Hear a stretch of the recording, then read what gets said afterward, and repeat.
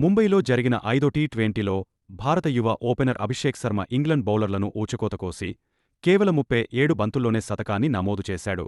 తన ఇన్నింగ్స్లో మొత్తం 54 బంతుల్లో 135 పరుగులు చేసి 13 సిక్సర్లు, 10 బౌండరీలు బాదాడు. తొలి అర్ధశతకాన్ని 17 బంతుల్లో పూర్తి చేసిన అభిషేక్ ఆపై మరింత వేగాన్ని పెంచి మరో 50 పరుగులకు కేవలం 20 బంతులే తీసుకున్నాడు.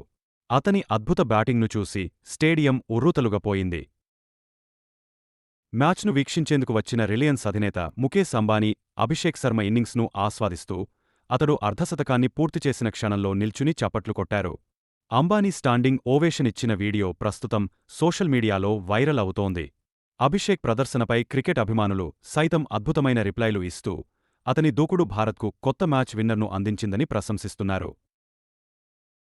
ఈ మ్యాచ్లో మొదట బ్యాటింగ్ చేసిన భారత జట్టు 20 ఓవర్లలో 247 పరుగుల భారీ స్కోరు చేసింది. ఇంగ్లండ్కు 248 పరుగుల భారీ లక్ష్యాన్ని నిర్దేశించింది.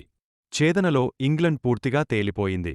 టీమిండియా బౌలర్ల దెబ్బకు 97 పరుగులకే ఆలౌట్ అయ్యింది.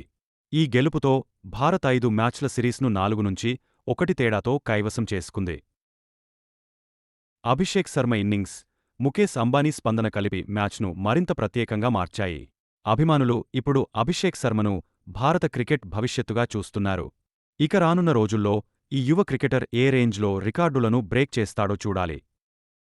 మరిన్ని సినిమా విశేషాల కోసం మా ఛానల్ని సబ్స్క్రైబ్ చేయండి.